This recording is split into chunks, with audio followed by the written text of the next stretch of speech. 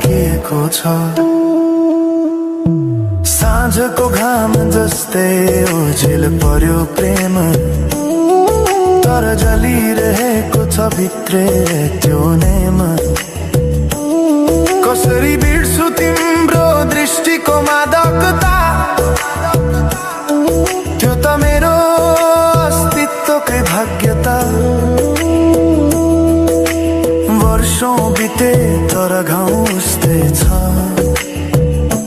मुस्कानको आवरण भित्र दुःख लुकेको छ।